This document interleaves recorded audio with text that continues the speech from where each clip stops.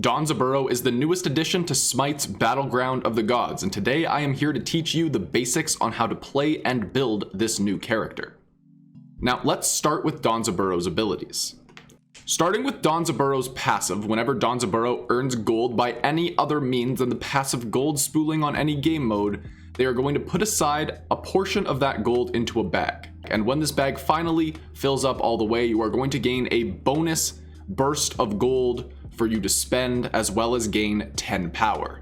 This can be done with 4 bags, each with a bigger capacity for you to fill. For Danzaburou's first ability, we have a tri-line attack. 2 lines go out to the 45, 1 straight down the middle. All 3 of these lines have a similar ricochet property to Hu Yi's ricochet ability. Now, these fly out a bag of cash. This bag is going to hit and intoxicate whoever it comes in contact with. If the bag comes in contact with an enemy god, a gold coin is going to be placed on the ground. If this gold coin is picked up by either Danzaburou or Danzaburou's teammates, Danzaburou is going to gain 9 gold. For Danzaburou's second ability, we have a circle attack. Now, this has a lot of properties. First, it's going to heal Danzaburou for a relatively minor amount of HP. Second, it's going to do damage in the circle where you throw it. And third, if the enemy gains 3 ticks of the debuff that applies whenever they stand in range of this circle, they are going to become taunted towards the jar in the center. Now, what's important to note about this taunt is it is not affected by diminishing returns, so it is a really strong follow-up CC for you to use after the initial engage is already done. For Danzaburou's third ability, we have the Garden. This garden is a circle that is made around Danzaburou. As long as Danzaburou remains inside of the garden, Danzaburou is going to be immune to the auto attack penalty and can move pretty freely while attacking. Now, what's interesting about this is as Danzaburou leaves the garden, Danzaburou is going to turn into a leaf. Now, on top of this, a bunch of other leaves are going to appear. Enemies will not know which leaf is truly Danzaburou if you act and move inconspicuously. But if you're just going to try and beeline it to the fountain, I'm sure they're going to figure out which one is you. Now, finally, we have Danzaburou's ultimate ability. This ability has 2 casting forms, I'm going to call it, and we're going to start with the homing missile form. Basically, if you do not reactivate this ability while it is casting, Danzaburou is going to send out a giant rocket that attaches and homes in on whatever god is currently being chosen. Now, what is important to note is this thing sucks at going through the jungle, and this thing sucks at going through walls. It just does not do it.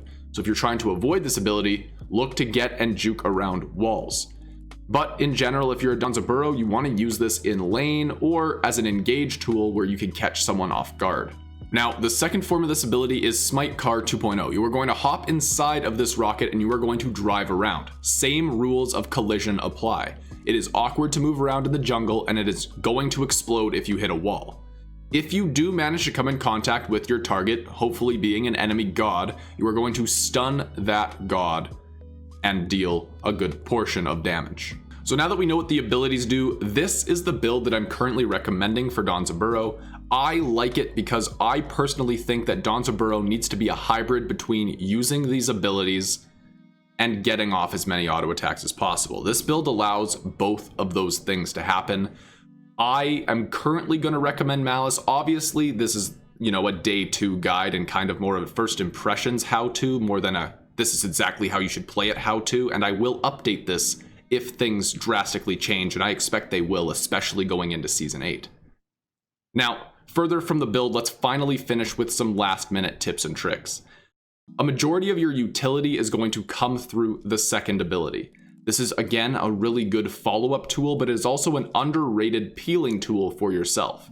If you're getting dove by an assassin or a warrior, placing this sake bottle at your feet is going to allow you to potentially escape, because outside of the leaves and the speed bonus that the third ability does give you, it is a little bit awkward to escape as Danzaburou. So this 1-second taunt might save your life.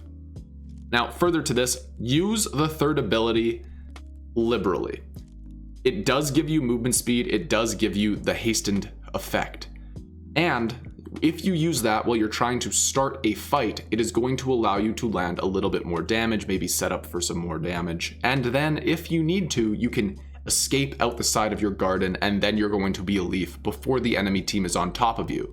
If the enemy team is already on top of you and you try to leaf form away, you are not going to get very far. You want to try and get into a leaf to reposition rather than to escape. And that is all the time I have to really cover the basics of Danzaburou. If you want to see me stream where I will more than likely be playing this character for the next few days, there is a link on your screen now. Have yourselves a lovely day. Have fun causing trouble, and I'll see you in the next video. Take care.